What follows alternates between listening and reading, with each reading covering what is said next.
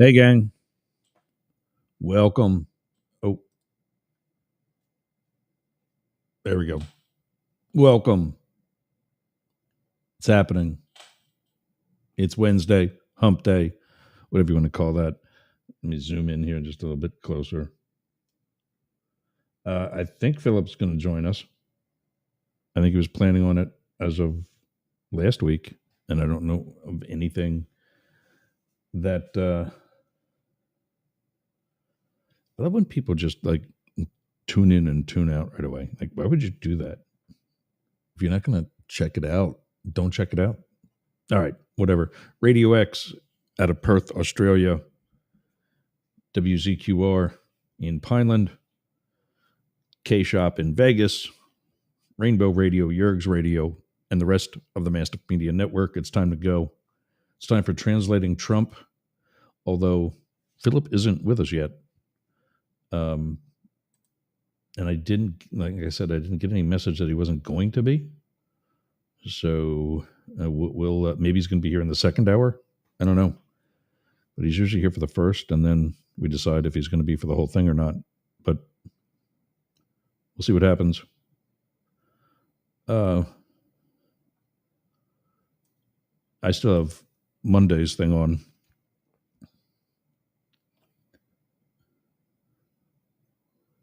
What's today? I think it's today Wednesday. I don't even know. I'm a mess. Let me pull up a calendar or something here. Google Calendar. Google Calendar. Google Calendar.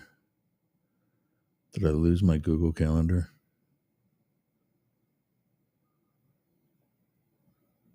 I did. But no, it's Wednesday there. Yeah. Okay. Wednesday the 19th. I'm looking at the time thing that we do.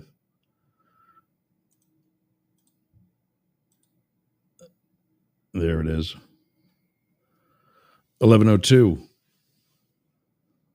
About to be 11:03 here in the East Coast. 8:03 out there on the left coast at K Shop. 3:03 in London.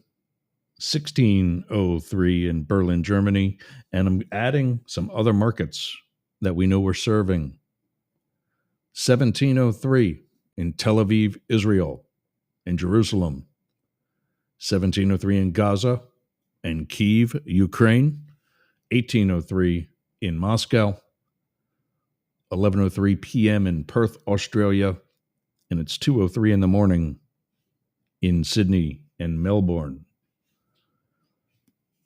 I love that tool. But we're still no Philip. But I've got plenty to talk about. That is from 2 days ago, right? Wasn't that the ticker across your screen right now? Today's question for the telephone lines, 1-888-88 Yergs, 844 gay LGBT, or through Google Voice at 813-358-3836. Is Trump in trouble? My dog, the puppy, loves chewing up all kinds of leaves.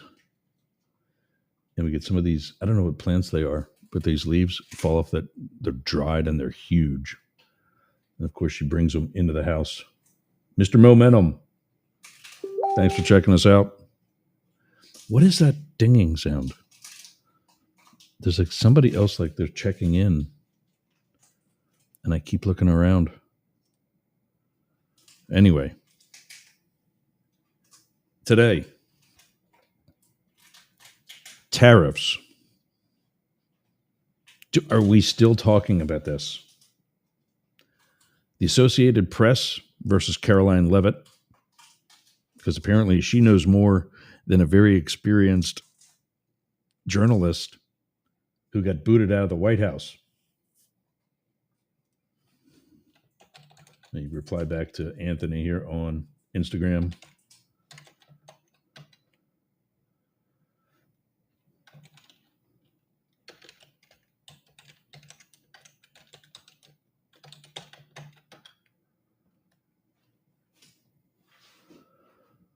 Yeah, she knows more than an experienced member of the press corps that gets banned from various things by the press office because they do their job. We'll also hear what the namesake, the father of modern day republicanism, Ronald Reagan, has to say on the issue. We'll look at what really happens with tariffs and the actual definitions. Anthony checking in from over in Instagram, Mr. Momentum 24 from, and you're going to hear about Momentum Fitness and Wellness in a minute, about 10 minutes. It says that tariffs are definitely not going to be a good thing. This will hurt America. Now, here's a guy that imports stuff directly. I mean, this guy goes right to the dock. Let us know in the chat from Instagram. I'll bring it over to the monitor that we're sharing. So before you type it in, know that I'm going to put, if you do respond, I'm going to put that response on the screen and people are going to be able to see that. But I do want to read it at least.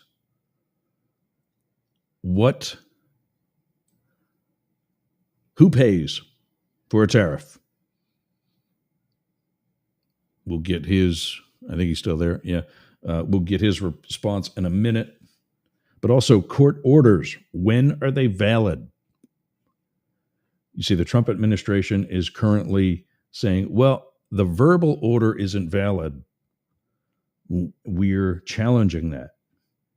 We're going to take a look today at what exactly they can challenge and what they can't.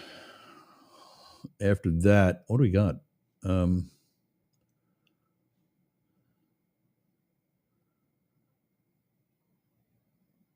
then there's Ukraine, Marco Rubio, and a video as Senator Rubio resurfacing.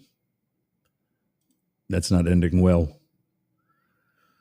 But let's bring this. Here's somebody, again, here's a guy.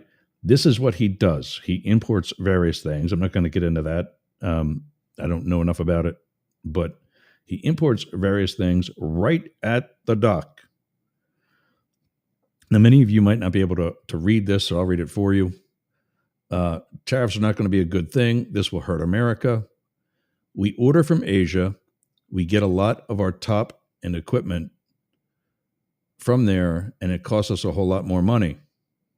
We do, as in who pays the tariffs? We do. That might be paid directly by somebody in the foreign government. Here, he pays it right at the dock, right there before he even gets his merchandise. You don't pay, you don't get. And still, we have a press secretary. You're going to see in a minute. This is classic. This is, wow. This girl is a spoiled little bitch. I don't know if that's okay for the radio or not, but I don't care because it's the truth. Watch when we play that. And then the same thing with how she says about how we're examining whether or not a judge's order is legal. Like, what do you want them to do? Just try to make you figure out if there's any clothing on underneath that black robe? That's a Night Court episode, by the way. I think there was one where Harry had his robe ripped off and he was in boxer shorts and trouser slacks that were held up like socks. There's be fake trouser slacks. But anyway. Okay, now my chat. You guys got to see this. Sportcat checking in. Yo, hope everything's going well in Knoxville for you. Let me see how I forget how I do that. Oh, here it is. Overlay. Look at this. That's it. For some reason, my chat is white today. Like the background, like it's a daytime thing in the chat are coming up, but it's not showing that on the screen. Follow up with Anthony, Mr. Momentum 24 from Momentum Fitness and Wellness. We have to have a broker to broker the deal, and he gets paid along with us paying the extra tax. So there's that. This is from a guy who does this for a living, and we're going to hear from another one in a minute. I think I got that one queued up too. But yeah, Caroline, are you listening? Probably not. But yeah, my chat has a white background today. I don't know how else I could, without causing one of those weird repetitive video loop where you see the same thing inside the same thing inside the same thing, and it just keeps going into perpetuity, as I like to say in the Shark Tank. All right, so what else? There's basically what's happening is the judge made a verbal order from the bench to have the planes turn around. The Trump administration said no, because that's not an order yet. And because they took off before the written order came out, it was too late. Well, good luck with that, because we've got a bunch of actual experts who are above the age of 28 who don't agree with you. And then we have something that's going to bite him in the ass. And Ken, if you're watching, thanks for sending that video in. I found the bigger version of it that's not on TikTok, and we'll take a look at that in a minute. But this was actually forwarded to me initially by superfan Ken Williams. And I think, there's the other one. I want to look something else up for real quick.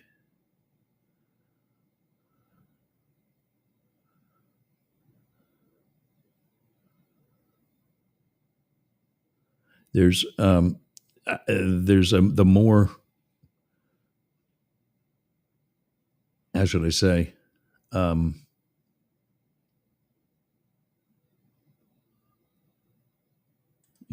let's take a look at this one.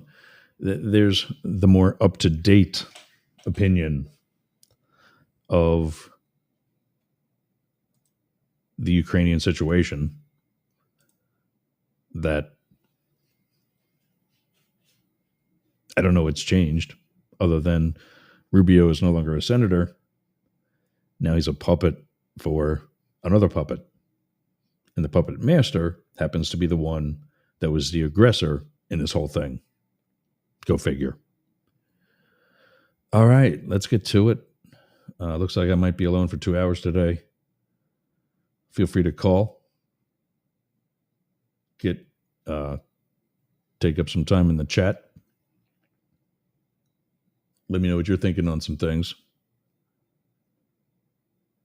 I minimized. He might have messaged me in Facebook Messenger. I had 4 monitors, and I do. Oh, there he is. Well, I definitely want this guy with us. I'm gonna take a break now. So I told you we were gonna hear from Momentum Fitness and Wellness. Let's do that right now, and then when we come back, Philip Blackett's going to join, and boy, do I have questions for him. You're listening or watching. This is Up the Middle on the Massive Media Network. We'll be back right after this. What are you doing later? I'll tell you what I'm doing. I'm going to the gym, but not just any gym. Momentum Fitness and Wellness.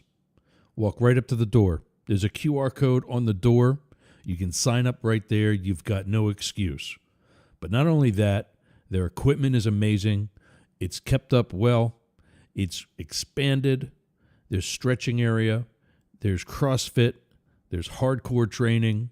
A dedicated area for stretching, dunk tanks, sauna, everything you need to get that Hernando beach body or keep your Clearwater beach body. You can train with your shirt off, you can scream, you can yell, and you won't be intimidated either. Go to Momentum Fitness and Wellness on US 19 in Bayonet Point, Jasmine Estates. Build the momentum at Momentum Fitness. All right, tariff time. We heard from Anthony Gilio, the owner of Momentum Fitness and Wellness, sponsor we just had. Oh, I got to put the music on. I still got to do another live spot. Let that fire up. Rumble. We are on Rumble. Try to do a fair and balanced presentation. By the way, we're no longer on TikTok. When they needed us, it was okay that we didn't have 1,000 followers yet. But now Trump's in, they don't need us anymore, and we're not cool enough. That's TikTok. That's what you're buying, Elon. So go buy it, because that's how you roll too. Also, why we're no longer on Twitter.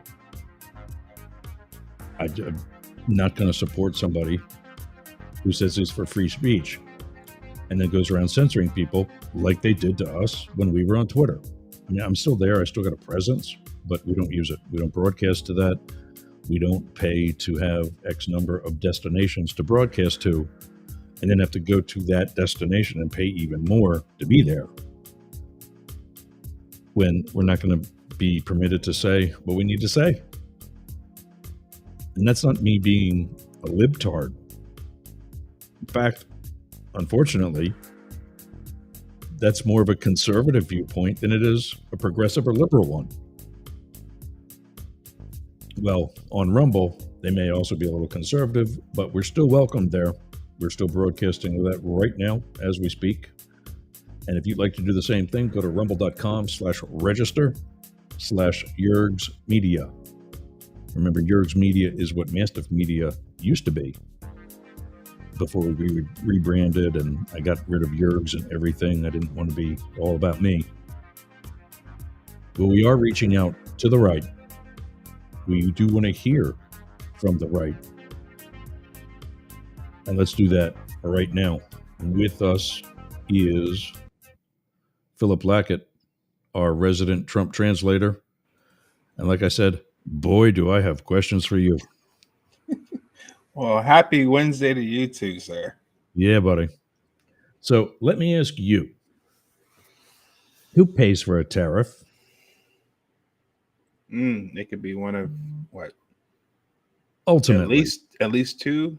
Well, if you're a smart businessman or woman, you're going to pass that off to the customer, right? Correct. If you want my product or service, it's going to take me added cost for me to provide it for you. That means I'm going to increase the price, so you pay for it rather than I pay for it out of my profits.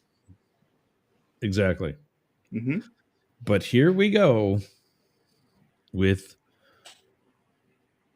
now I know why they say it. From Trump 1.0, they referred to the more senior people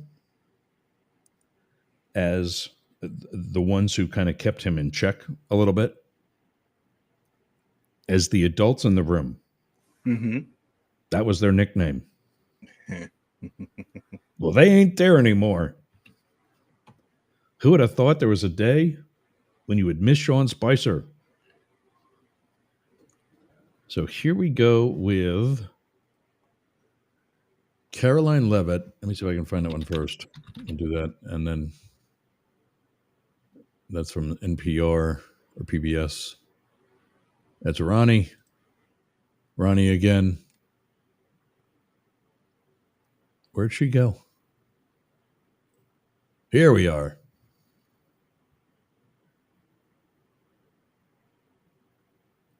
This was, I think, a week ago, about, March 11th, when the Associated Press tried to ask about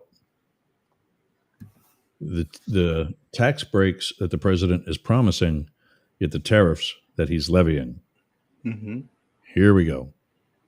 Ding, ding, ding. Round one. If we could just step back for a second. When President Trump last addressed the BRT when he was on the campaign trail, his big push was on tax cuts. He's going there today as he's proposing tax hikes in the form of tariffs. And I'm curious for why he's prioritizing that over the tax cuts. He's actually not implementing tax hikes. Tariffs are a tax hike on foreign countries that, again, have been ripping us off. Tariffs are a tax cut for the American people. And the president is a staunch advocate of tax cuts. As you know, he campaigned on no taxes on tips, no taxes on overtime, no taxes on Social Security benefits. He is committed to all three of those things, and he expects Congress to pass them later this year. I'm sorry, have you ever paid a tariff? Because I have. That's They don't get charged on foreign companies. They get charged on the importers. And Boom. ultimately, when we have fair and balanced trade, which the American people have not seen in decades, as I said at the beginning, revenues will stay here, wages will go up, and our country will be made wealthy again. And I think it's insulting that you're trying to test my knowledge of economics and the decisions. Well, you don't that know this what you're president has talking made. about. I'm now regret giving a question to the Associated Press. Mary, go ahead. What say you, sir? She got some backbone about her, man. I like it. You know, That's fine if she knows what she's talking about. Taking the floor, Senate moments Oh. ago, Senate Majority. Sorry about that. so what always gets me is, and this gets back to economics 101 for me too, right? Because I did major in economics. You Right. worked at where? Like Ernst & Young, or where was it? So Goldman Sachs, Bank of Goldman America, Sachs. Merrill Yeah. Lynch, that sort of thing, right? Yeah. But more so with the economics part, right? When you are taking on a cost like a tariff, you always have the choice of one of two things, right? And this is always funny to me because they put a lot of emphasis on the customer, ultimately the end user, but not enough on the business incurring the cost. Okay, the business owner always has a choice with a tariff. Okay, you're putting this on me. Either I'm paying for it or Ross is going to pay for it. The government itself didn't say Ross has to pay for it, because then it would be a direct tax on the customer, right? A sales tax. But the business person is saying, nope, we're not going to pay for that. We're going to pass it off to the end user, to Ross, and we're going to then blame the government for making us have to do it. But you made a choice. I don't see enough businesses saying, you know what? Ross is going through enough right now. We're going to actually shoulder this and take this on the chin for him.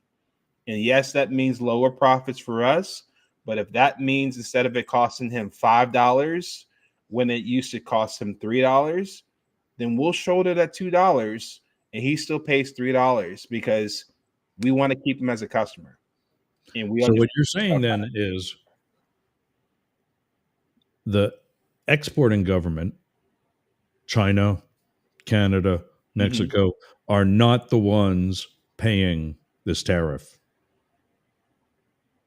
So who's actually paying for it? Like, I thought it was once that good is being transported from China into the United States, because it's coming from China, whoever exports it, I thought, correct me if I'm wrong, but whoever exported it from China has to pay for it once it reaches the border for us, right? Or is it on?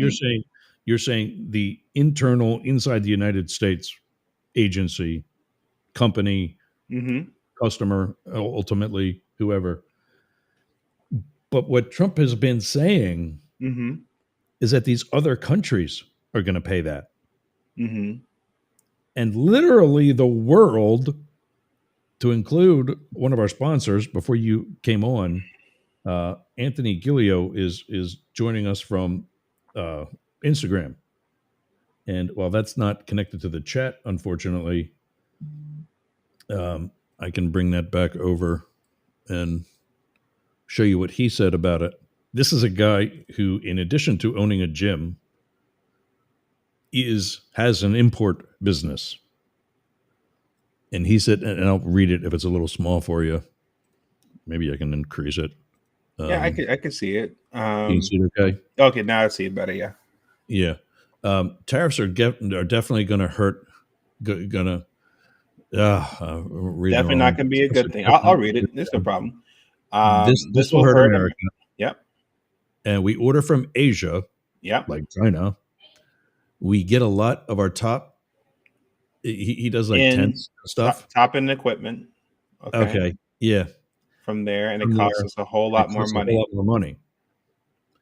This was in response. The we do was a response to who pays the tariff. Uh huh. We have to Um, have a broker to broker the deal, and he gets paid along with us paying. He gets paid along with us paying the extra tax. Okay, so yeah, you're basically passing the cost out to Mr. Momentum, right? Yeah. So right. whoever you're getting the product from, they're not saying we'll take the cost on for you. It's like, no, no, no. If you want our stuff, we're not paying this tax. We're not paying this tariff. You are, if you really want this. And Right. so I think it's an easy way to shift the blame game, because what the exporter is doing is saying, hey, you can tariff all you want. We're just going to shift the blame to you because we're going to pass the increase to your customer in America, and your customer in America is going to get mad at you, not us. Even though the business itself could very well say, Mr. Momentum, we appreciate your business. We're Right. going to at least shoulder half of the tariff at least. So we're in this together. That would build a lot more goodwill with the business in particular. But no, it's much easier to say, no, we're just not going to let it impact us. If you want it, it's a higher price. So you have to pay more, and then the broker gets paid as well. So it's a double whammy. And yet we still get paid higher for what you're doing. So, but again, point being, it's not China that's paying the tax. But it's their choice, though, right? The problem is, I get where you're coming from, Ross. No, It's no. like, But what he's saying is China never even sees it before that gets off the ship.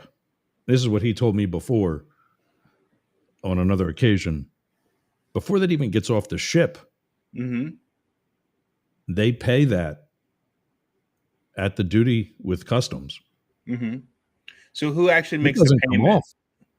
Who actually makes the payment? Is it the business itself, or is it the end user? The importer, Tony's Anthony's company is Right. American made and based, Yep. and then the American business, Mm-hmm. decides if he's going to pass it on to the consumer or not China. So I guess I'm just trying to clarify. When that happens, it comes into our borders. Does Anthony get some sort of like notification, Oh yeah. invoice, bill that says, hey, it's coming here. You need to pay X for us to be able to get this to you? And that's one of the things he's bitched about. That Mm-hmm. not only is he paying that tax, that tariff, but the broker, Who arranged go, it, put I the two changed my together. prices. You got to pay me even more, Mm-hmm. but you still don't get it. Nothing's changed except higher price. So I want a piece of that too. Yep. Yeah. Yep. And again, my point is none of that is China. And Trump's been saying that China, Canada, Mexico, the EU are going to be ones paying these taxes, these tariffs. I mean, it's the same thing. So I guess what's going on in my head is, can Trump actually force those exporters in China that bill's coming to them and they can't pass it off to the customer? Because their gut reaction thinking as business people is, I don't want to pay it. Someone else, let Ross pay it. Let Anthony pay it. But if there was a way that said, nope, if you're going to do business with us, you have to pay it. And whatever, you can't get a good shipped to you unless you get payment in the first place. So maybe that's the case where the exporter says, hey, Anthony, we'll ship this out to you, but you got to pay us X amount plus the tariff. So when we get the bill from customs, we have the money to pay for it. So he still technically pays it because they're not offering to pay it for him. But is there any sort of force that the government can say, hey, this has to come out of the exporter's pocket? But that's still an American company here in the United States. Mm-hmm. You're saying the importer or the exporter in the other country? Right. So if like you're trying to force the China exporter Like, listen, you're shipping this in here. You're getting the bill, not the end user, not Anthony. Yeah, but none of that's great on paper. But None is of it that's actually making carried sense out? That's what I'm trying to better understand. no business is going to do that. You know, What, take the cost on themselves? I just upgraded internet so that it's faster and we put out a better product. Yep. I can't just continue to charge the same amount for advertising, or I mean, if you're Facebook, you can. If you're TikTok, or you can. not or not continue to only sell X amount of ad spots and not cover that additional cost. Right. Like, so you always have a choice. And no Ralph. business is going to do that. It depends, because you have businesses that pass increases every year, right? When you get your garbage taken, away, when you got your electricity. Don't even get me started about my garbage, When because you got your electricity, was supposed to come this morning, and they took half of it and they tagged some notice to my can saying this recycling is dirty. Like, I rinse out plastic bags that had frozen vegetables in them. Well, here's the thing. I don't think we notice this. We're surrounded by businesses passing off the cost to us. If you go to McDonald's, for example, the extra value bill is no longer $4.99 like it used to be. Oh, right. It's the same burger, same fries, same drink, but it's no longer $4.99. Oh yeah, they're smaller, right? Because they make a choice. They say, hey, how do we make this profitable for us? Pass the extra costs to the consumer. We're going to shrink the product so it's less quality than it used to be. They'll still buy it. We'll make more money from it. But it's not them saying, hey, we're going to take that on the chin ourselves and make sure you get the full burger and make sure you still only pay $4.99 for the full meal. Yeah. But that's a choice the business makes, though. Right. But at the end of the day, it's the consumer paying that increased price. They'll pass it off to the consumer. Absolutely. So what it does then it's not Argentina or wherever the beef comes from. Yep. If you want the beef, then they're passing it off to you. Say, yep, that's just the way it goes, sir. If you want it, you're gonna have to pay for it. So you have a choice. Do I get the Argentinian beef, or maybe do I look inside the United States where it's not getting tariffed? Maybe it's homegrown, and you might make a switch. Okay. So that's my other beef about this whole system. Beef. I like it. Pun intended. Yeah. American companies who are sourcing inside the United States, and are supposed to be benefiting from that whole process by now having lower prices, and as a result, more business. You studied economics. What happens in supply and demand? When that demand for those American products increases, what goes up with it? It can increase price. But it will increase price. There's two ways to look at it. There's at least two ways you can look at that too. So say I'm a business person in America and I'm producing fitness equipment for your guy, Anthony, right? Okay. Let's use that as an example. All right. If Anthony normally gets it sourced from China, and they're now saying we're going to increase the price for you because we have to deal with these Trump tariffs. Right. If I was a smart American business person, I would want to know what's the increase in price, because what Anthony's looking for is top quality and the best price available for the same equipment. And if I could get it to him in shorter time in terms of transit, that's a formula for me to win his business, right? So I'm looking at that from the standpoint of, can I produce the same top-end equipment sourced organically in America? And if I can provide a cost savings to Anthony and get the time cut down when he gets the equipment, I can earn his business for the long term. And even if I just do a slight increase in price, as long as it's still less expensive than what he's currently doing sourcing it from China, I win. Sure. So what the other aim is here too with the Trump tariffs is, and it's not being talked much about, this actually is a good stance or a good move for American owned and grown businesses to really step their game up competitively to say, hey, listen, Trump's actually doing us a favor against our foreign competition in China and all these other places.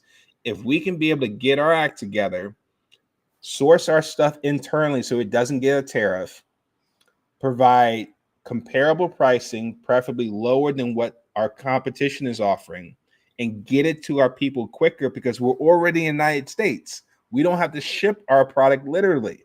If you can do all three things, guess what? People should be flocking to you rather than continue to source their product in China, which then that lost business in China would mean to them, oh, snap, I'm getting hurt, because it makes more sense for them to get it in the United States. So honestly, that actually is a good move for American owned and grown businesses if they see the opportunity here. Austin, I hope that you're still with us. Austin Kittleson says, for the love of God, please Google or at least ask AI how tariffs work instead of pontificating. Well, I'm glad you suggested that concept, Austin, because not only have I Googled, but I've gone back to an expert on this very issue, and we're going to hear from him right now. Oh, that's the wrong screen. Hold on. There we go. Throughout the world, there's a growing realization that the way to prosperity for all nations is rejecting protectionist legislation and promoting fair and free competition. Now, there are sound historical reasons for this. For those of us who lived through the Great Depression, the memory of the suffering it caused is deep and searing. And today, many economic analysts and historians argue that high tariff legislation passed back in that period, called the Smoot-Hawley Tariff, greatly deepened the Depression and prevented economic recovery. You see, at first, when someone says, let's impose tariffs on foreign imports, it looks like they're doing the patriotic thing by protecting American products and jobs. And sometimes for a short while it works, but only for a short time. What eventually occurs is, first, homegrown industries start relying on government protection in the form of high tariffs. They stop competing and stop making the innovative management and technological changes they need to succeed in world markets. And then, while all this is going on, something even worse occurs. High tariffs inevitably lead to retaliation by foreign countries and the triggering. Did you see that hand on the side of the screen? Yeah. Did you see that? I watched this whole thing earlier. I did not. See if we can go back, and I think it's going to be right about there. Yeah. Watch the right side of the screen. Mhm. Something even worse occurs. High tariffs inevitably lead to retaliation by foreign countries and the triggering of fierce trade wars. Was On that top of that, Nan- there's somebody sitting in that the chair Nancy? behind him. Do you see that? was that But Nancy? but that's a right shoulder and a right arm sitting there. Why Mhm. is that in the background?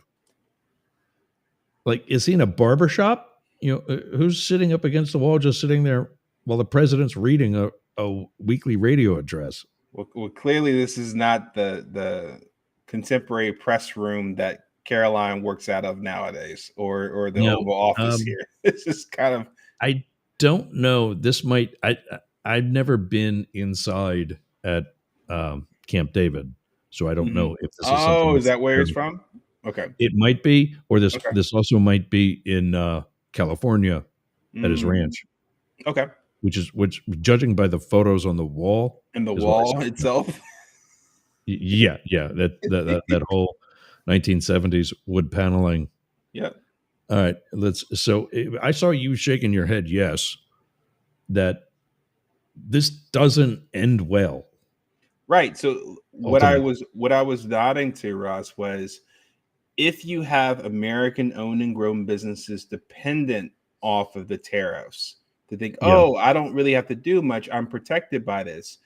that basically handicaps you for the time when tariffs become a thing of the past, right? Because this doesn't last forever. At some point, the tariffs are going away and we go back to normalcy, right? So if you're dependent off that, you're setting yourself up to lose.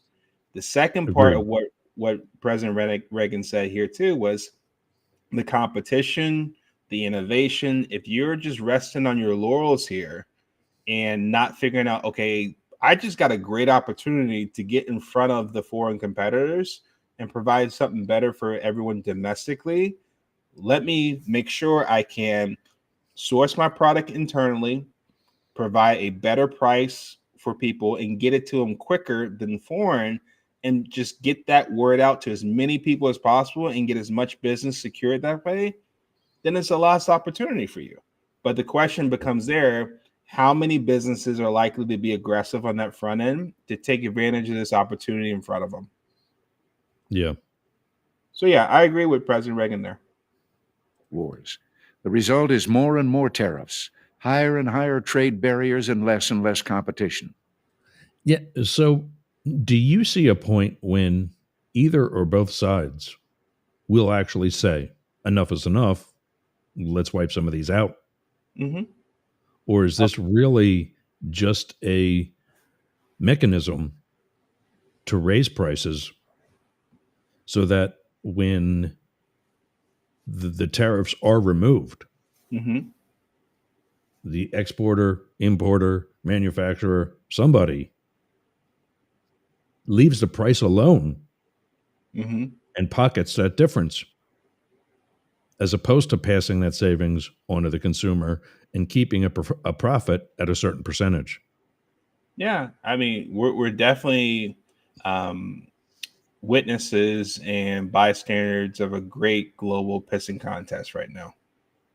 Yeah, Right? It 100%. the missing element here we haven't talked about is the role of pride and ego right now. Right? So Oh, believe me, it you need to tune in the other 4 days a week. I am sick of talking about somebody's particular ego.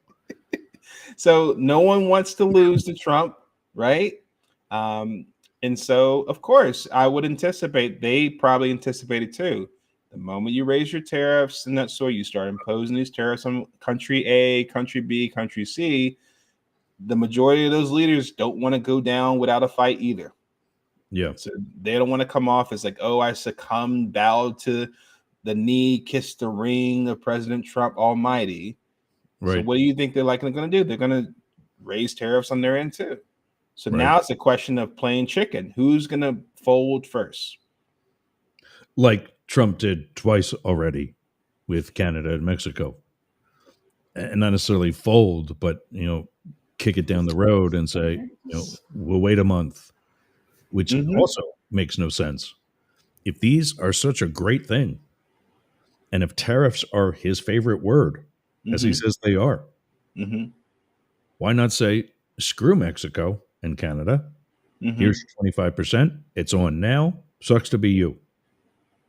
Why would he roll that back for another month and give them the opportunity to do whatever, even if it was something they've already done and now they're just getting recredit for it? Like moving 10,000 troops to a border or working with limiting fentanyl coming over a border. Well, it goes back to a lot of people often say it's a negotiation ploy to start. Negotiation is my favorite N word. So listen, you got to think about it. Oftentimes people are going to say, hey, is Ross bluffing or is he for real? Sometimes you got to hit him with a stick first and say, oh, snap, I guess he is for real. All right, Yeah. let's talk again. Oh, maybe there's some concessions made. Okay, maybe we'll give you some grace, give you some goodwill here. We'll back off a little bit. But if you screw me again, I'm going to hit you across the head with a bag of rocks next time. Yeah. Right? So I do think that you're talking to a guy that literally wrote the book, The Art of the Deal. Like I'm looking at it at my bookshelf right now. He literally wrote the book, The Art of the Even Deal. he didn't. There was a ghostwriter for that, I'm right? sure there was. Okay. Okay. I'm sure there was, but his name is on the front of the book. Okay. Yeah. They don't buy it because the ghostwriter's name is on it. They write it because Trump's face is on the book. Exactly. So it's just like, yeah, like we can't be remiss of to think that, of course, there's probably some element here. We're not at the negotiation table. We got to understand that, Trump's team is going about things a certain way to get a reaction, to let people know if he's serious or not. And yeah, it's going a back and forth sort of thing. And we're just kind of in Trump's world, and we're witnessing it all together. We're just living in it at this point. Yeah. All right, let's wrap up here, and then we got to wrap up the first hour. How long are you with us today? You got to run, or what are you up to? Let me take a look here. All right. We'll play this while you're checking the calendar. Yep. So soon, because of the prices made artificially high by tariffs that subsidize inefficiency and poor management, people stop buying. Then the worst happens. Markets shrink and collapse, businesses and industries shut down, and millions of people lose their jobs. The memory of all this occurring back in the 30s made me determined when I came to Washington to spare the American people the protectionist legislation that destroys prosperity. Now, it hasn't always been easy. There are those in the Congress, just as there were back in the 30s, who want to go for the quick political advantage, who risk America's prosperity for the sake of a short-term appeal to some special interest group, who forget that more than 5 million American jobs are directly tied to the foreign export business, and additional millions are tied to imports. Well, I've never forgotten those jobs, and on trade issues, by and large, we've done well. Has hit the wall hard. The car is upside down. Throughout the world, there's a growing realization. This is a Facebook video, and I ran into that issue before. It goes right to the next video, which is Michael Waltrip and some, And you can see the car is really that the way to prosperity. I don't know why the hell that's still happening, but it goes right to the next video, and it's a really bad wreck with Michael Waltrip in Bristol. Is that trying to foreshadow something? What? This is like from 1990. I don't even think he's Michael Waltrip is Darrell Waltrip's son, who was a big racer in the 70s and 80s. I don't even think Michael's racing anymore. Mm-hmm. That's something this is killing me. The next video after that is something I would actually watch. It's hockey fights from like the 60s. When not only did you not wear a face mask of any kind, you didn't even wear a helmet. Nobody did. Jeez. What if the puck hits you? That's why they don't have any teeth. Oh gosh, no thank you. Yeah. Welcome to the NHL. No head left, I guess.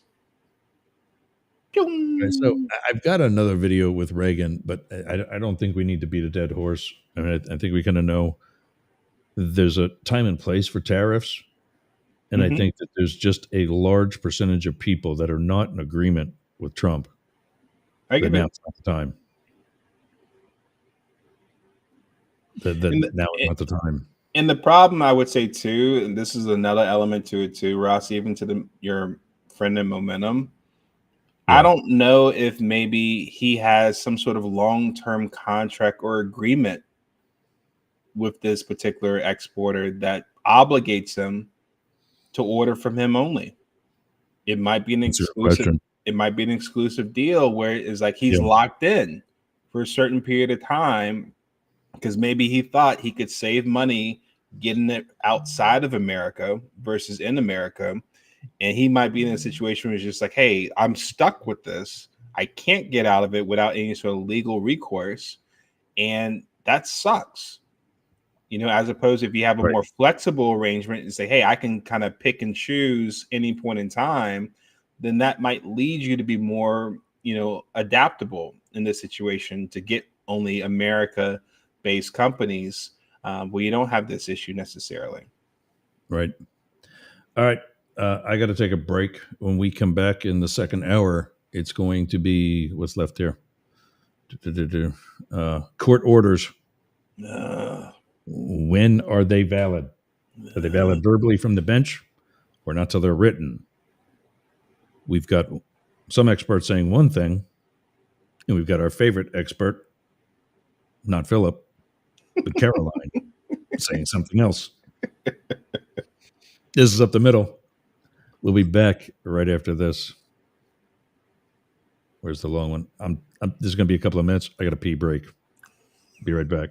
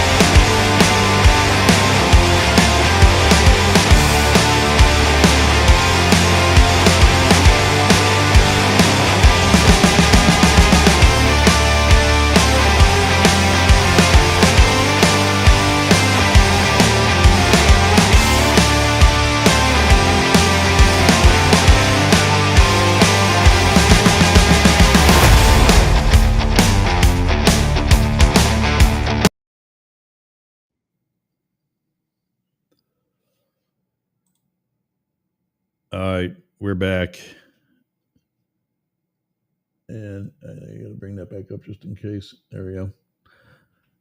All right, so a judge makes an order from the bench. Does the world know it? Is there anything that can be done to enforce it right away? The Trump administration doesn't think so. And so I got to get rid of, I think I have that. Yeah, here we go. The Trump administration doesn't think so. And so we'll see what exactly Caroline Leavitt has to say when she's pressed on the issue by CNN. The White House feel the need to comply with a verbal order from this judge? Again, as I said, all of the planes subject to the written order of this judge departed U.S. soil, U.S. territory before the judge's written order. But what about the verbal order?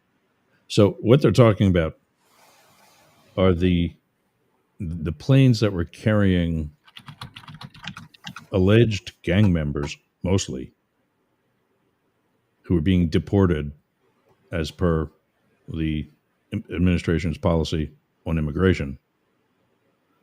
And they're saying that because they departed prior to the written order being issued, the written order is too late.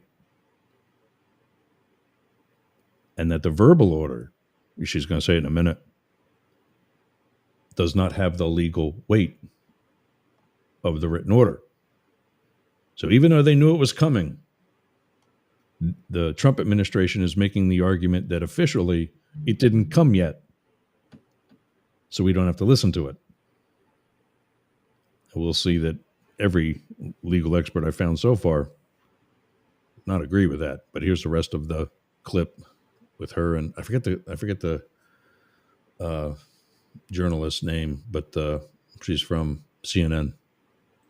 which of course carries the same legal weight as a written order, and said for the planes to turn around if they were Well, in the air. there's actually questions about whether a verbal order carries the same weight as a legal order as a written order, and our lawyers are determined to ask and answer those questions in court.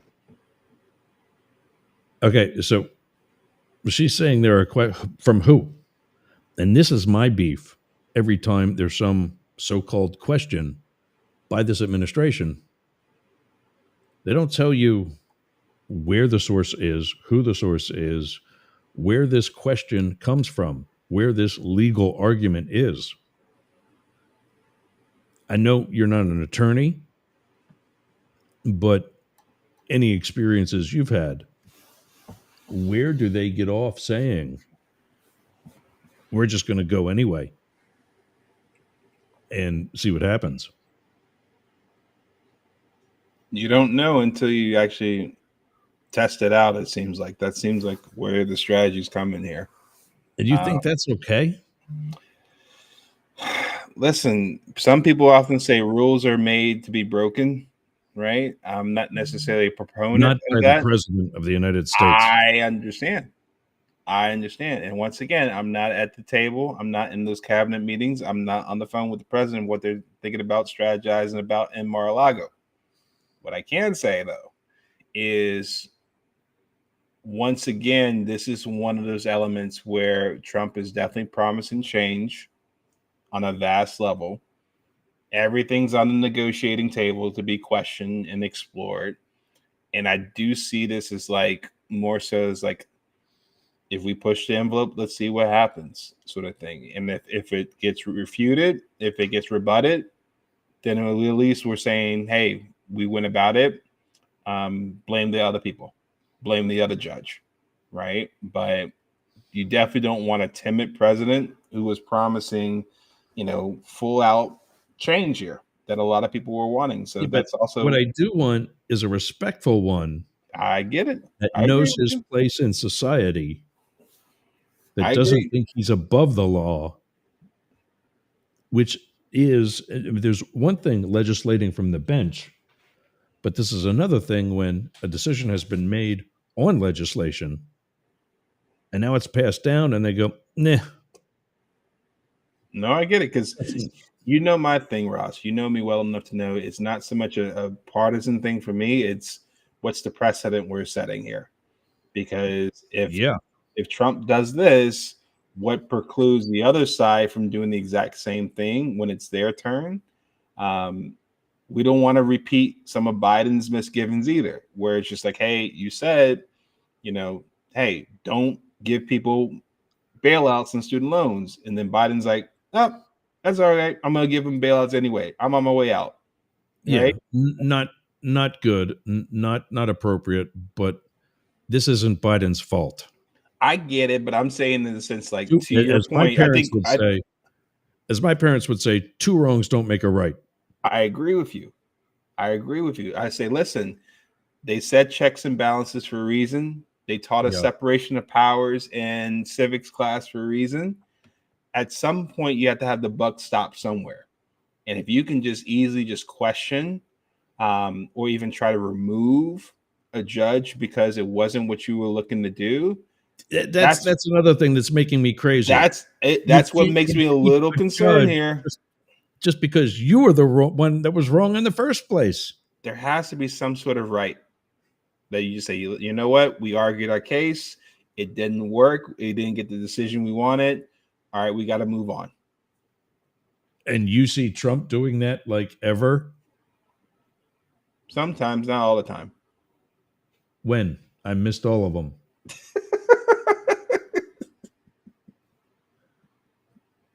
Yeah. When? Maybe I'll pick that up as homework or something. But yeah, I do look at that as like eventually he had to move on from 2020. At some point, you had to keep fighting. And he still hasn't admitted he lost. I know, but it just. I'm glad he just be able. And this is what I love about that one. His own Department of Homeland Security identified the 2020 election as the most secure election in history. And they had to. Otherwise, their jobs were definitely on the line. None of them are employed anymore anyways. Cut everything. You got to Whether come they out. were necessary, whether gotta they were go needed out on a high employees or note. necessary cuts or not. You got to go out on the high note, Ross. Hey, compared to I- all the other I- elections across our nation's history, this one in the COVID pandemic, that was the most secure. Okay. Yeah. It's hard for me to believe, but I'll let you say it. That's fine. So Avo, sorry, is a legal website. Mhm. Doesn't give you legal advice, but at least it gets you a start. And one of the questions I found is a verbal order by the judge constitute a court order if it's not on paper? Now, this is about custody and returning a son to a particular school, but it's still, in fact, the only two questions I found about this very issue both dealt with family law and custody. Mhm. Well, I think that's kind of close to immigration law in that we're sending somebody back to their original school, whether the judge told them to or not. It just so happens that school's in another country. So here is what Pardis Patrick Ashuri from Tarzana, California. An order pronounced from the bench is an order, and there is a record, the transcript. Mhm. You've explained there's a way to enroll your child in his old school.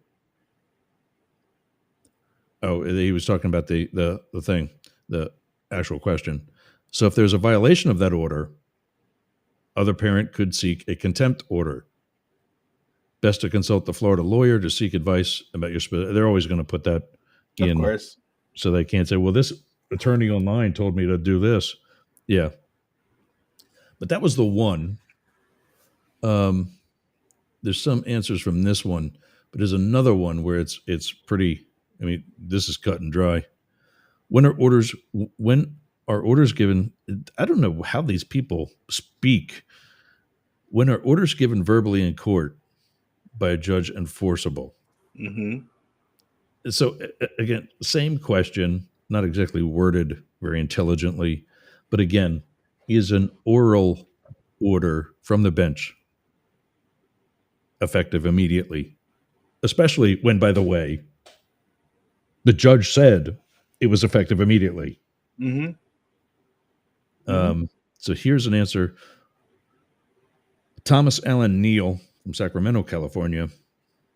Orders are effective the moment they are uttered by the judge, Mhm. regardless if they are yet in writing. Police officers might not enforce it until you have a written order to show them. If the other side doesn't sign the order in a reasonable time, say 15 days after receiving it, then your attorney can submit the order to the judge along with his cover letter to the other side, asking them to sign it that he wrote when he sent it to the opposing attorney. In other words, being served. But again, orders are effective the moment they're uttered by the judge. These are attorneys that probably would go up against each other in court and try to change their opinion if they were on another side.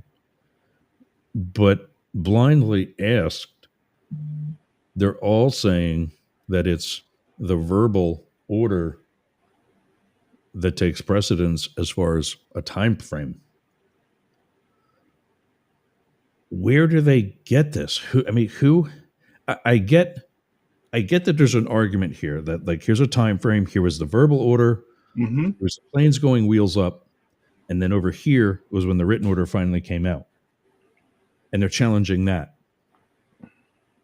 But when that's already been challenged, Mhm. when there is a certain standard in an industry such as law, who do you think you are that you just come out and say, well, we're going to push that envelope that you mentioned earlier, or that rules were made to be broken?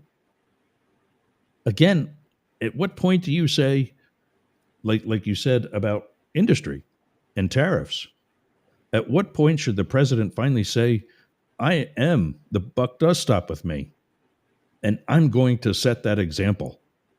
Mhm. and abide by the law, it doesn't say that I can't deport them. It's just that even they are entitled to due process. Mm-hmm. And I've got such a strong case because I've got a mandate. Mm-hmm. So it's going to happen. Let it play out. Mm-hmm. Why does he force issues like this and let those planes take off and not be recalled like the judge ordered to? I mean, it's a good question. I mean, I think first off, to your point, Ross, like, listen, a verbal order, once a judge makes a judgment, that's the decision. It's verbal. I'm assuming that everything's being transcribed by somebody, if not by AI nowadays. So Yeah. it's going to be in written form. The judge rules this. The one said that the other one we showed. Let me scroll up here a second. The transcript. Yep. So it's Order going to be in. on the bench is an order, and there is a record. The transcript.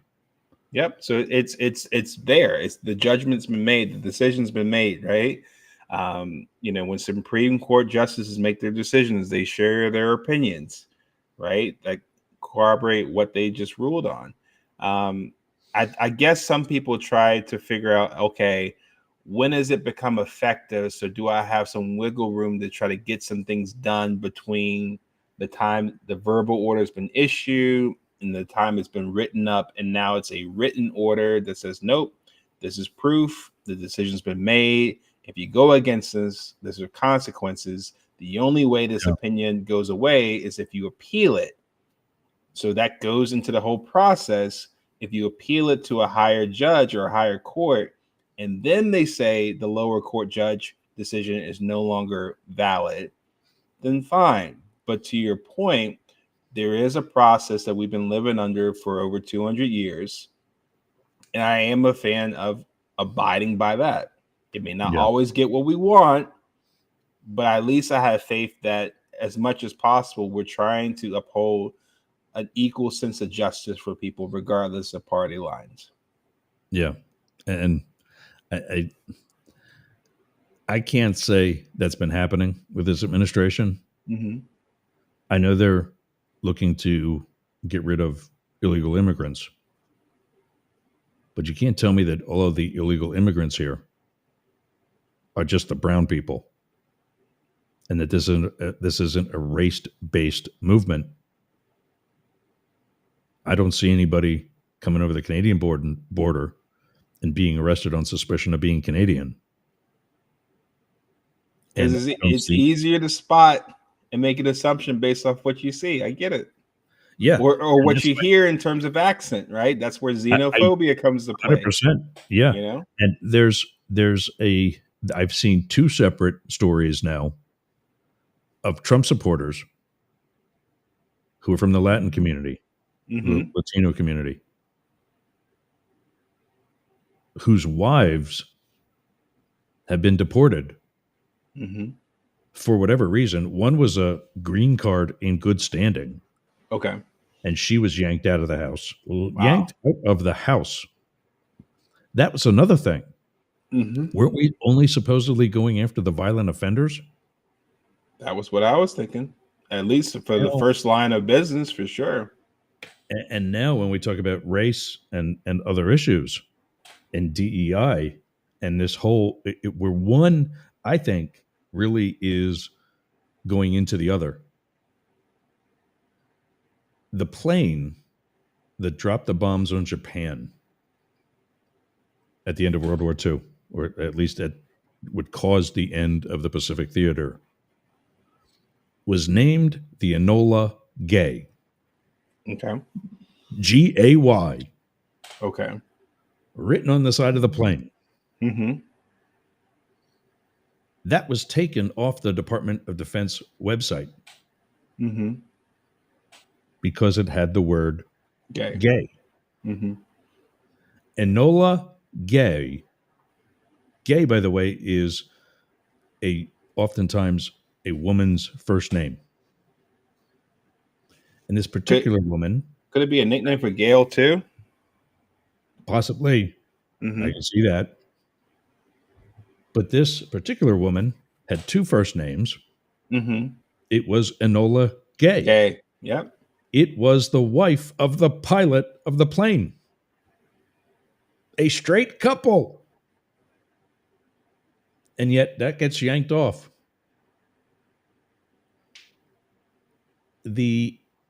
I think, let me ask you this. Do you think the MAGA right would be as anti-DEI, and I'm going to bring it back to the court orders in a second, Yep.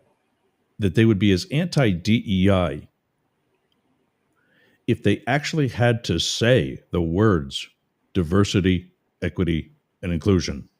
Mm-hmm. Would they be as against that as what they seem to be today? Well, it's always easier to abbreviate things because it makes it easier to say it and blurt it out in rally cries and messaging that riles up a certain audience and that sort. I also think, to your point with the what was it? I want to get the name right. Enola Gay. Angola Gay, right? Enola. Yeah, Enola Gay, right? Yep. I can also, as a perfect example there too, Ross, where it's just people make a snap judgment and think, oh, that's dealing with a gay ship. I don't want that. Take it down. No one ever takes like the extra added effort to understand, okay, what was that name for? Was that name for a person? What's the story behind that? Oh, okay. It just coincidentally has gay in it. But even if that was an issue to you, it wasn't named for you. It was named to honor somebody else.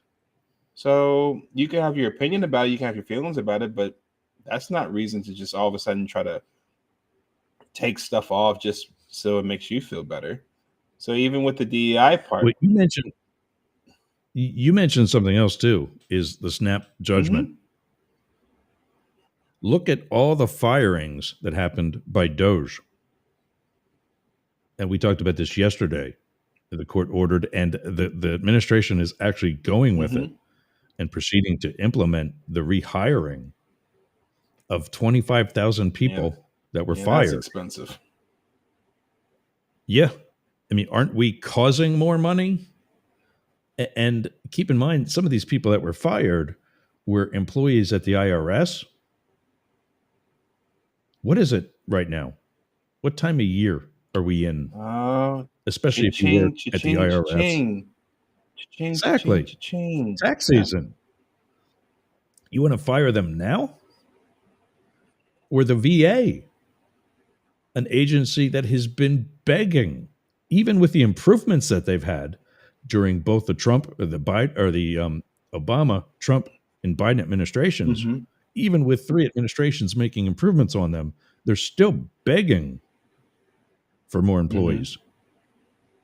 And that one alone, I remember, I don't want to say the number now because I'm not sure of it, but that was in the tens of thousands, just that department alone. So you talked about snap judgments. When are we going to say, Elon, you don't know what you're doing? You might fire somebody live on Joe Rogan who worked for Twitter and now no longer works for X. But that doesn't work when a government isn't here for profit. It's here for service. And if we break even or even go a little negative, but still are improving society, that's the profit that we're here for. And I just don't think that's being adhered to or even considered. And that goes back to ordering from the bench and things that are already written. And that is the due process. Are they ignoring that altogether? The Trump administration as a whole. Once again, we're keeping in mind the missing elements here: pride and ego, sir. I think one of the things that comes off is when you have a tall, quote unquote, mandate to issue widespread change, little by little, trying to go by the rules, by the books, Make sure the judges are okay with it, the petitions, that sort of thing. It's likely not going to cut it for a lot of the people out there. They want to see someone with a sword slashing heads, taking names, just instant, right? The problem goes, part of our system is here for a reason. This isn't the only time that people wanted widespread change, and they could just kind of get away with it necessarily without coming across the process, the due process, the structure, separation of powers, the checks and balances, right? And so when you're thinking about it from that standpoint, that's a lot of firings, a lot of rehirings. Part of me thinks to myself, I understand the intent. I understand what you were trying to do, but could there have been a better place, a better way to handle this where you can accomplish what you're looking to accomplish without that possibility of, oh, nope, you can't do that. You have to rehire everybody that you just fired. Because all that takes time and money, and that is a big boo-boo and black eye you just get for your efforts of government efficiency. When it's actually causing more waste than what it's supposed to eliminate. Yeah, superfan Ken Williams checking in, saying good afternoon. He doesn't think the MAGA right knows what DEI actually is, and I've seen it. I too have seen a video. It's backs about that up, messaging. whether it's MAGA right or it's somebody. about messaging. Yeah. If I could just pin it on the other person, DEI. Yeah. I don't like the other person. I don't like the other side. Okay, I don't like the other side. Who they're for? DEI. Okay, I don't like it either. What's DEI? I don't know, but it's the other side. I don't like it. Yeah, exactly. I get it. And that's one of the things I've said people need to do better on, and that is, I saw some guy walk by the window. That is doing their own homework. You know that I want to show you something else too from the political library of stuff that I've got. That's also the result too, Ross, while you pull it up, of the TikTokization of our culture now. Everyone's looking for snap judgments and reactions off of 10 seconds of actual content, a headline, enough to get you all emotional and have an opinion without any thought of, will I actually read the article first? Will I actually watch the full video? Will I actually do some research of my own to make sure I fully understand what's going on both sides here? Nope. We just want you to react, get upset, angry emojis, get in the comments, get in your feelings, and just keep the toxicity going. Yeah, this is with regards to that toxicity and that whole other guy thing that you talked about. This is something I got a little while ago. Let's see, let's clear that out for a minute. We'll come back with more comments. Well, this is actually relevant right now. Ken says they equate DEI to black people. I'm about to show something else that it's also equated to. And the irony is I just got in a Facebook fight the other day with a girl from high school. Okay. That I knew. A girlfriend is in like female acquaintance. Oh, okay. Her mom was one of our bus drivers. Okay. Growing up as kids through elementary school. And the fact is, it was DEI when it was implemented initially in the 60s and in this case the 70s that got that woman her job. Because women were not driving large vehicles until the 70s when some of them were helping on farms and were used to driving things like tractors, would be comfortable also driving a bus. But one of my heroes makes a good point about wokeism. Howard Stern says he loves being woke. Now, this is only part of it. There's another one I have somewhere that's a little better. But it says, or that I love people who want to be transgender or I'm for a vaccine. Dude, call me as woke as you effing want. He actually, of course, says the whole course. word. I'm not for stupidity. I'm a woke mother effer, and I love it. Yeah, it's not for me. It's not necessarily about liberalism, because there are plenty of things about me, as much as Blake Fisher and Matt Deemer, my Friday co-hosts, won't admit. There are plenty of things about me that are actually conservative. I'm not about progressivism, liberalism, conservatism, MAGA-ism, any of the isms, as much as I'm about balance. Mhm. And I think that's what a judge and justices are also supposed to be. Yep. And I think in many cases, most cases, try to be. I mean, I think we have the Eileen Cannons, and also what we used to call the Ninth Circuit, which is a very left-leaning circuit, is the real word in the It's federal like court that system. doesn't sound right. Yep. Yeah, we called it the Ninth Circuit, and that it will, but it was very left, and that's a problem. Is that where is all this interpretation coming from? When right there is the law, what is there to interpret? But anyway, now I'm starting to get on a rambling thing. I got to take a break. We've got about you're actually a little late. Yeah, you got to go. Okay. All right. We'll see you again next week. Check out Philip Blackett at his socials at Philip Blackett, Philip with one L, Blackett with two T's. And I'll also put the QR code up there for you as well, his books. And also your newest project, Life After 40. And that one is not on Amazon. Did I remember Nope, that right? it's just free for the public. Yep. So, Yep. Okay. Life After 40. Scan that. And let's see, I think I know. Yeah, the URL, if you don't have the QR code in front of you, if you're listening on the radio, go to life after the number 40 book.com is the actual URL that the QR code will take you to. So, all right, my friend, I'll see you in a week. always a pleasure, sir. Or, yeah, unless you stop by Friday, I'll see you in a week. All right, pal. Thanks for joining. Philip Blackett, our resident Trump translator. So I think I almost, on certain levels, won him over of sorts. That he's not going to, and I'm not expecting him to talk smack about an administration that he supports.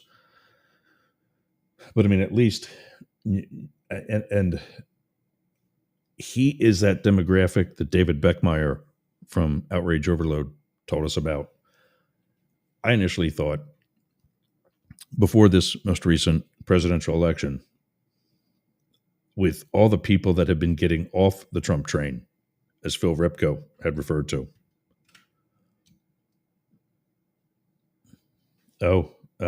He just sent me, we'll have to look at this in the remaining 35 minutes before he checked out. He sent me an alert. Israel sends ground troops into Gaza. Don't we have a ceasefire? And Blake Fisher, if you're still on your hike around the country or your camping excursion around the country, will you now finally admit that I was right and that we're in a world war? Why is, I didn't even get to ask him about Yemen and the Trump assault on the Houthis. I'm not kidding you. When I first heard that Trump did an air assault on the Houthis, yeah, he says, guess we have to hold off on those Gaza towers. Yeah, I don't think those will be coming right away, if anytime soon. He said we had to hold. We had to hold off. He said I saw that he did airstrikes on the Houthis, and I'm like, what the hell does he have to do with Indiana? I thought it was Hoosiers. And now, let me, somebody can't even look in through a damn window. All right, I got to play some music and get rid of the guy at the door. Be right back.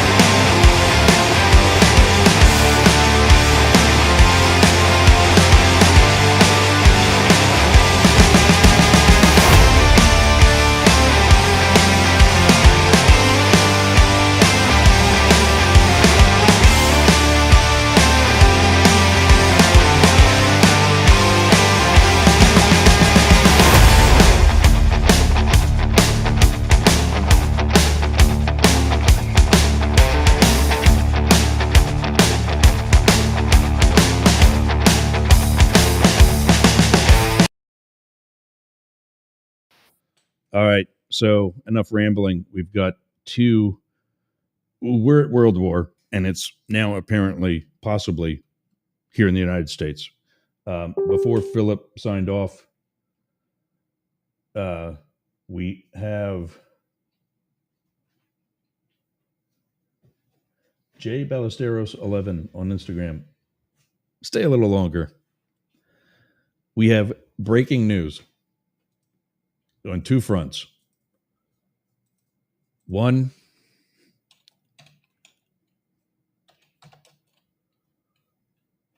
Israel has sent ground troops into Gaza. And we'll bring that up just so that it's there for right now. But two, shots fired outside the headquarters of CIA. As you know, that is an agency that during my time in Secret Service I have worked with. I have other friends and such who are there.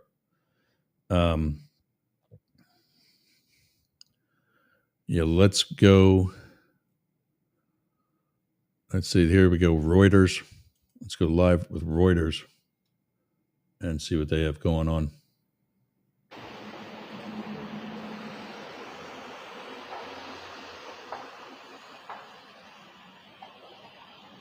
I recognize that's one of the gates. And I saw that in some of the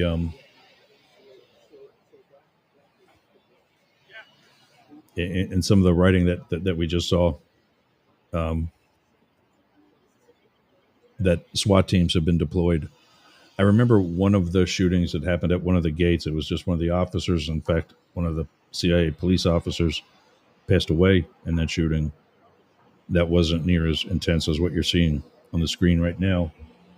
And for those of you joining through audio only or radio, we just got two reports as he was signing off. One is that shots have been fired outside the headquarters of the CIA.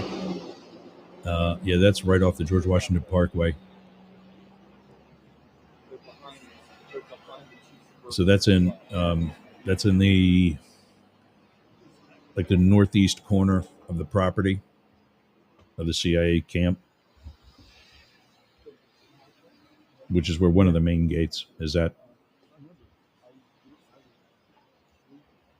And this might be in the northwest corner, but the northern border of the CIA property in Langley, Virginia, is the George Washington Parkway.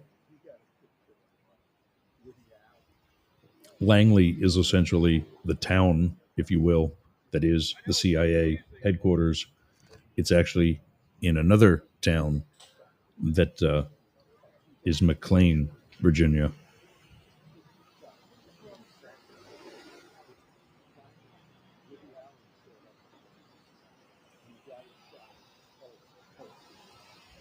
Let's see if we can get some other actual information about it besides just going to the live video of what's happening there. Gunman opens fire outside CIA headquarters in Virginia. From second shooters, Sierra, what new documents on? Oh, no, that's apparently JFK assassination documents have been released this week, too.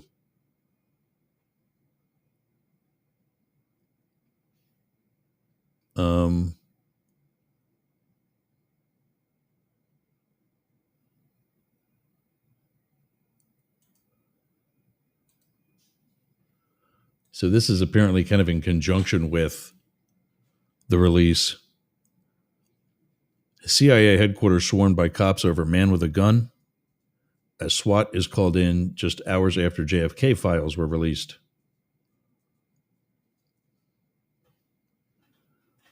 This seems to be nothing more than...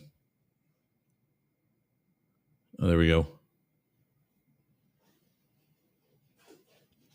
Initially, witnesses reported shots were fired. However, local ABC affiliate WJLA, who interviewed me with my dog bite, reported that a law enforcement officer confirmed no shots were fired and no one was injured during the incident.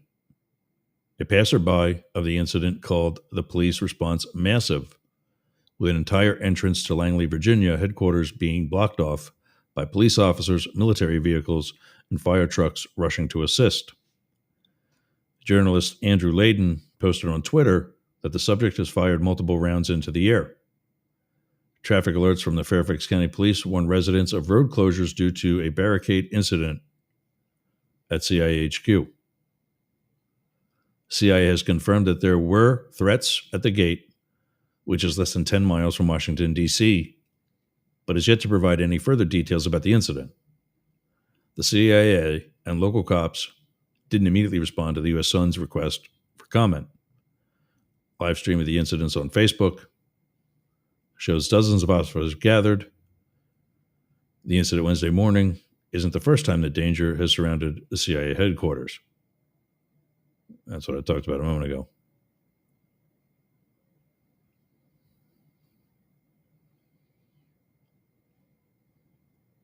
This is going back to prior, incidents, which nobody really cares about. They're not related to this. So that is the U.S. Sun. I saw another one this is from my home market initially. Fox 29 in Philadelphia.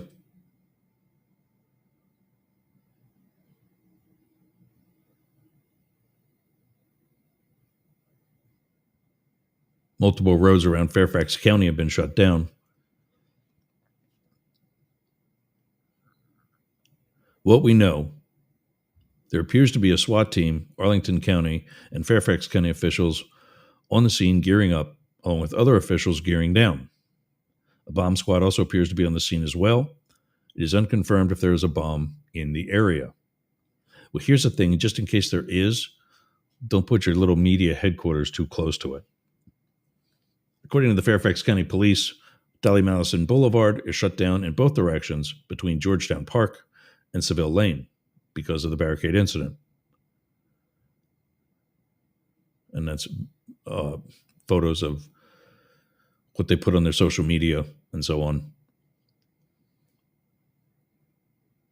So really nothing more on that right now. The Times now, okay, so we had that one article where the one journalist walking by said that there were shots fired into the air.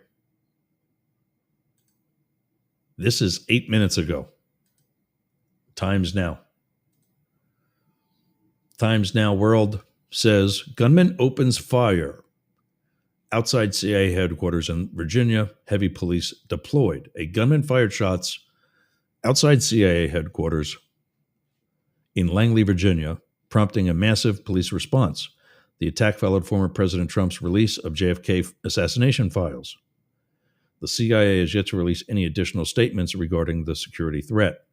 So here's just one thing, coming from somebody who's analyzed security threats and gave information to bosses for release to the public. That's not something I ever did. I was not in that position. But this is at least 2 media accounts now who have associated this with the release of Kennedy assassination documents.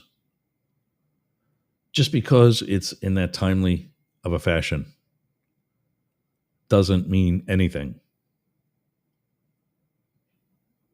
It could say that the CIA was guilty. You have no idea what's in the mind of this person, who, by the way, nobody has said where that person is. Are they still barricaded? Are they in custody? Why are people gearing down and others gearing up if this is over? And why, if it's not over, why are they gearing down there?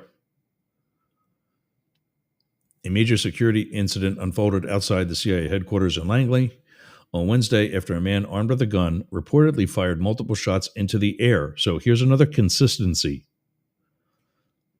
Here's another news source saying that shots were fired into the air.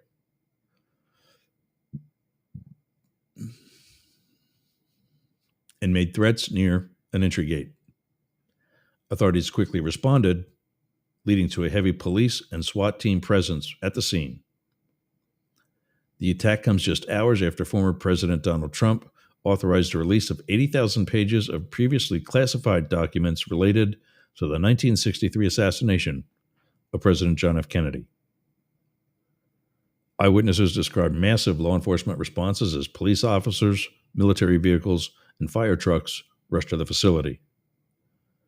Roads leading to the CIA campus were shut down as authorities worked to contain the threat.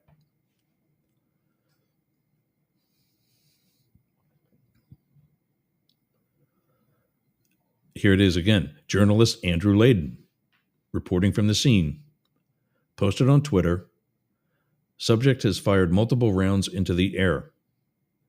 The CIA confirmed that threats have been made at the gate, but did not immediately provide further details regarding the suspect or potential motive. Both the agency and law enforcement have yet to respond to requests for comment. A live Facebook stream of the incident showed a number of large officers gathered around. This is the exact same thing that we already read.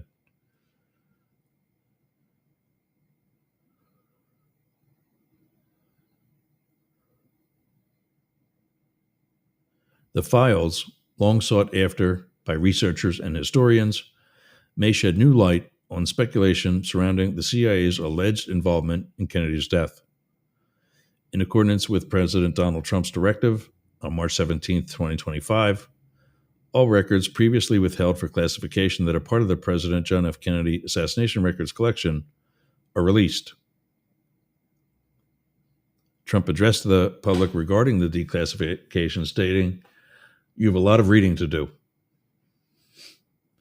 Historians and analysts are divided over whether the newly released documents will clarify lingering doubts about Kennedy's assassination. Why would you speculate about that? That's why. All right, we're either going to find more up-to-date info or we're going to go cover Gaza.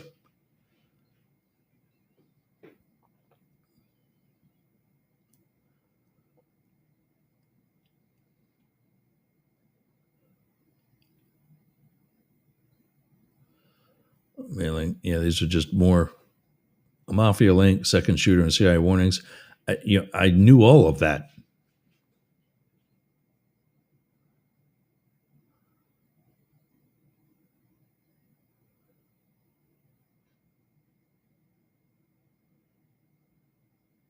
Oh, here we go. Was Donald Trump shooter Thomas Matthew Crooks a setup by FBI, CIA, and Secret Service?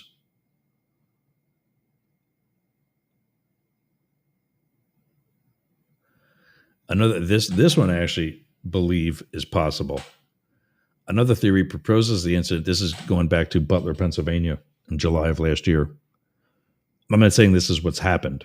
I'm saying this is the one that's much more plausible. In fact, it was my first reaction.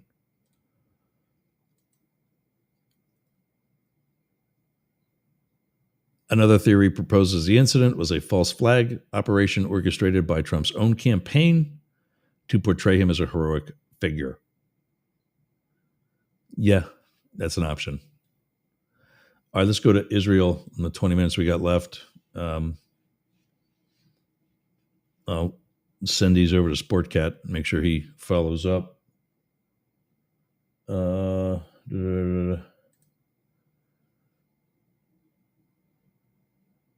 can get rid of the segment timer. I think we're done with that for the day.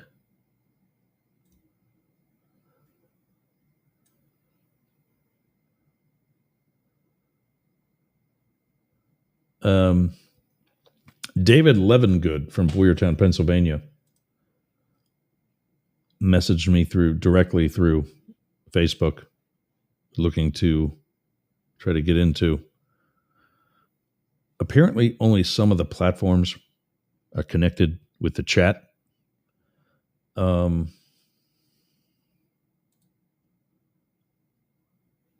Twitch, both accounts on up the middle. Both accounts on YouTube, 2 accounts on Facebook, Up the Middle Radio Show, and Ross Yerger. D Live,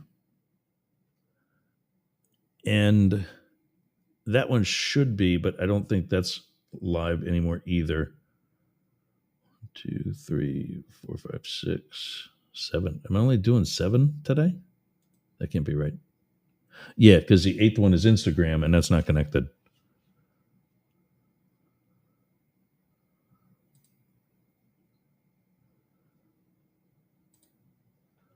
So David says, I don't know how to comment on your radio show, so putting it here. Ebola was the mother of the pilot, Colonel Tibbets, who was piloting the plane. Oh, Ebola. Ebola is a disease. Enola, your guest alluded to that happening quickly and make mistakes. Isn't that why this Doge crap shouldn't be happening without more scrutiny of what they think they found? Yeah, I've been saying that. The maggots that keep blowing up about how many dollars are supposedly being saved by this program being cut and that program being cut. Nobody ever said that it was actually waste. All you've tabulated are money that are no longer being spent based on the fact that somebody that knows nothing about the program or the agency or the department has willy-nilly cut it from the budget.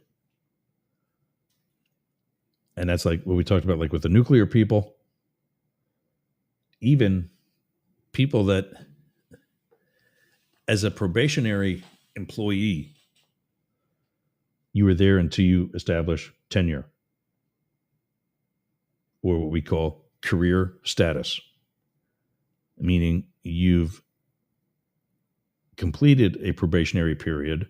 During, they're supposed to be able to terminate you at any time.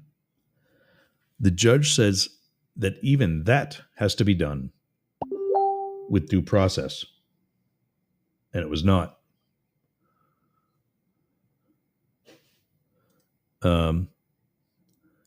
Yes, it's Enola. David writes back saying, I changed that word twice and still went through wrong. Yeah, it's Enola Gay, Enola, second word, gay, Gay. And he is saying, David is saying that it's the mother of the pilot. I thought it was his wife, but either way, it has nothing to do with homosexuality. And again, not like that would actually be a bad thing, but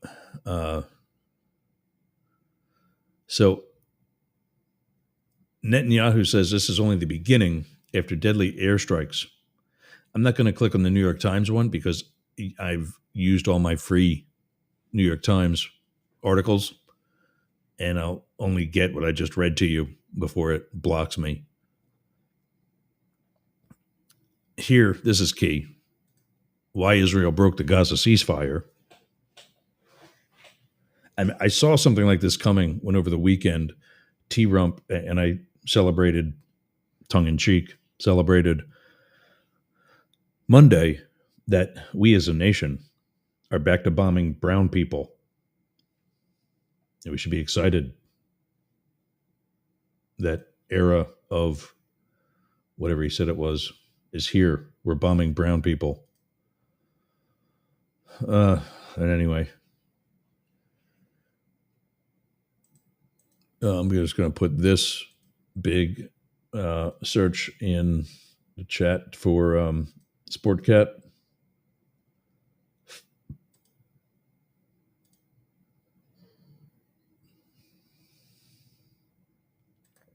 That is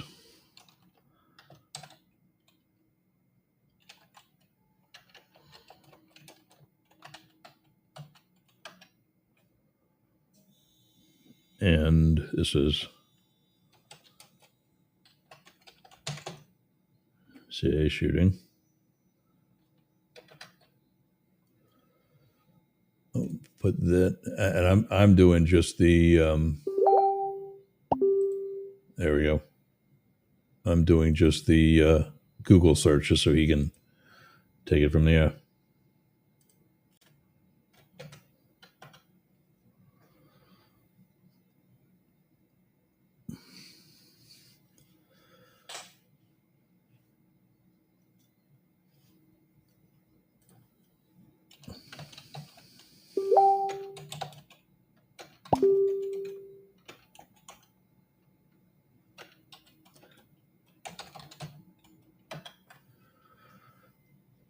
If you're listening, Sportcat, not that I'm doing your job for you, but this is obviously stuff that, as journalists, I should be passing to you because you're up next.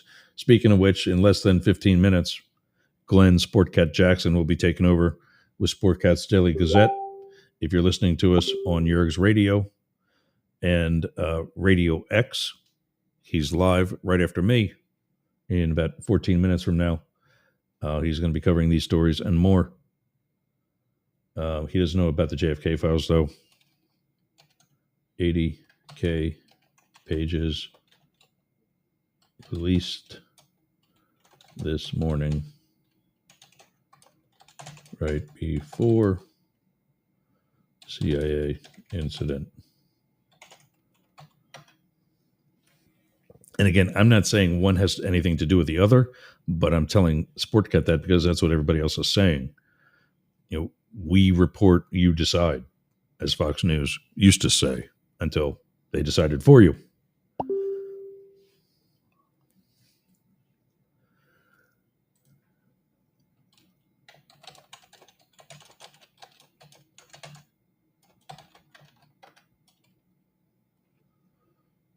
And then the other thing, I think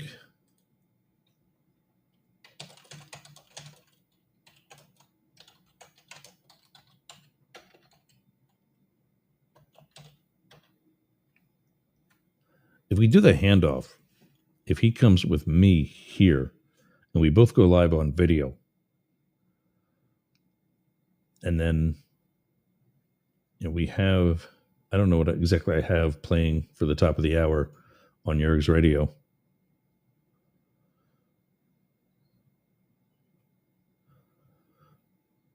He's got some other things he's got to do. Get out of that habit, man. Be ready moments before. Be sitting there waiting. Trust me. So you're back to Netanyahu. That's Rubio. Oh, I didn't even get to that. This is key. The U.S. Secretary of State, the top diplomat in the Trump administration, says his delegation wants to listen to Ukraine. That we'll get to that tomorrow. But this is key. How much? I got 10 minutes. Yeah, let's do this as a minute. This is Senator Marco Rubio talking about Ukraine and how we should be protecting them. When the Soviet Union fell in the early 1990s, Ukraine was left with the world's third largest stockpile of tactical nuclear weapons and strategic nuclear weapons on the planet.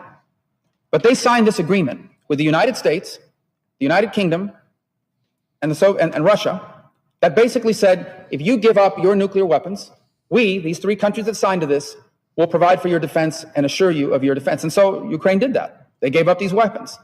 Well, now, this was signed in 1994, 20 years later, one of the three countries that signed that agreement hasn't just not provided for their defense, they actually invaded them. And I want to make a point on this for a second. Think about if you're one of these other countries around the world right now that feels threatened by your neighbors. And the United States and the rest of the world are going to you and saying, listen, don't develop nuclear weapons. We will protect you. We will watch out for you. What kind of lesson do you think this instance sends to them? I think the message this is sending to many nations around the world is perhaps we can no longer count on the security promises made by the free world. Well, weren't you saying something about Hillary's words coming back to bite her in the ass yesterday, Sport Cat? Going to send you this link too. I'd love to see what you have to say about that.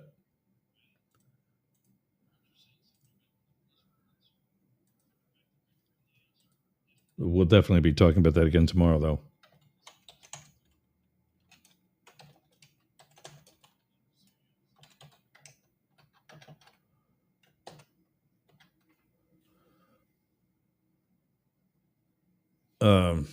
So yeah, let's do some plugs here. Get everybody on their way to the next show.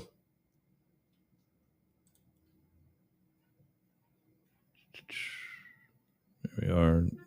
Take that off. What's a good one? Kid wants money.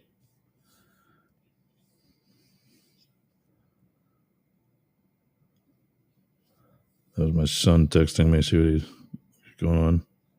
I just had someone ask. I was looking at it and said, "The answer still fucks." So I'm trying to think of what to do. He keeps going back to a guy that doesn't know what he's doing. I'm not saying mine is that much better, but at least it's a little better. I'm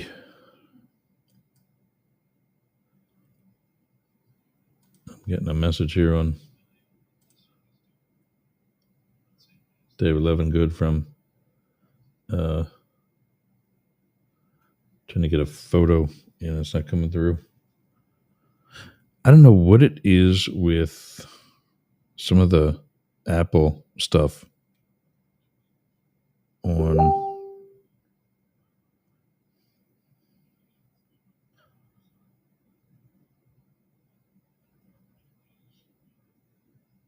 that's a photo.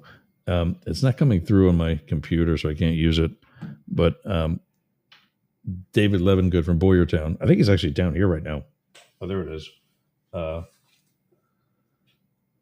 Sent a photo of from. I think this is from when Ukraine was in the Oval Office. It's too small of a photo. I can't use it. But it's Rubio and Vance sitting aside of each other on a sofa in the Oval Office, and Vance has this like has this look on his face like, "Hey, I'm in the Oval Office," and Rubio's like, "Oh God, I'm in the Oval Office again." All right, if you want to be a pen pal, or more than likely, if you're somewhere where you would love to let us know where you're at, you just don't want to say that you're listening, so maybe you want to sign up for a vacation, write me at Yergz, YERGZ, at ShayYergz.com. That's spelled CHEZYERGZ.com. And whatever you write about whatever you like. Just tell us where you're writing from, so that it's Kyiv, Gaza, Moscow, any place like that. We'll know to keep the stories coming. If you're anywhere in the northern Tampa Bay or Nature Coast, sign up for the Sea Ranch Civic Association in Pasco County, Florida. Go to mysrca.com. Good group of people. Definitely enjoyable activities and growing each month. The Capital Switchboard is area code 202-224-3121. Call your senators, call your congressmen, and tell them Doge gotta go. In less than 2 weeks, we start on DNR Studios with Derek and Romaine. Go to dnrstudios.com, check them out, and check out the other shows that they've got. We will be their only political show. And look forward to being on an additional network. Jane Stahl, my Monday partner, co-host, is the general manager of Studio B in Boyertown, Pennsylvania. That's the art gallery in our hometown. You can reach her by going to Studio BBB, 3Bs, studiobbb.org. You can also reach her through the Boyertown Area Expression, where she's the co-editor along with Leslie Misko. Go to Boyertown Area Expression.town.news to check out the latest from Boyertown and to reach out to Jane. Philip Blackett was just here. You can reach him through his socials at Philip Blackett, Philip with one L, Blackett with two T's. Those are his socials. Matt will be joining me on Friday. He's the host of the Daily Crypto News. I'm trying to bring that back. He hasn't answered my question about it, so maybe he doesn't want it. But we're trying to bring that back to Yerg's Radio as part of our news, daily, hourly news programs. DailyCryptoNews.net. You can reach out to Matt there by writing matt@dailycryptonews.net or info@deemerforcongress.com. Blake will be off again this week due to the Aussies call a walkabout with his family. He's traveling in a camper, I think he said. He's the host of The Homeless Conservative. You can learn more, thehomelessconservative.com. You can write him, Blake, at thehomelessconservative.com. You can get us all by writing us at news, NEWZ, at yergs.com. You can use this to tell us where you're at too. It's just that obviously news is with a Z instead of an S is obviously, you're writing some sort of show like that. So make sure you know who's reading your email and who's not. For show notes and other info, go to yergs.com or mastiff.media. Up next is Sportcat's Daily Gazette. Easiest way to get it is to stay on Yerg's Radio, if that's where you're at, or Rainbow. Well, actually, Rainbow Radio is another one. RainbowRadio.gay, YergsRadio.com, RadioX.com.au, and then it's in replay on WZQR, but I don't think he's live there where we are. But check them out anyway. And I like ZQR. I like the other shows that they've got. And the other stations. There's 6 other stations that aren't talk. They're all different types of music. Really, really cool show. Or really cool setup there. So easiest way, if you want the video, go to YouTube and search at Para or Normal Guys. And guys is spelled with a Z. See what are remaining. And yes, Ken to the rescue. Remember to like, share, subscribe. Tell a friend, gang. Tell a friend. We're building a community here. Let's do that. All right, I am going to start winding down. We got less than 2 minutes left, so that's going to be it for me. Sportcat is up next on Yerg's Radio, Rainbow Radio, Radio X Australia, and on his own social medias to include YouTube, Para or Normal Guys. That's it. I will see you guys tomorrow, where it is just me, and I think tomorrow's going to be just the hour that it's supposed to be. I don't know. We'll see. Maybe not. I got to get used to the 2 hours. Less than 2 weeks. 2 hours every day. That's why you love me. All right, everybody. I'll see you again.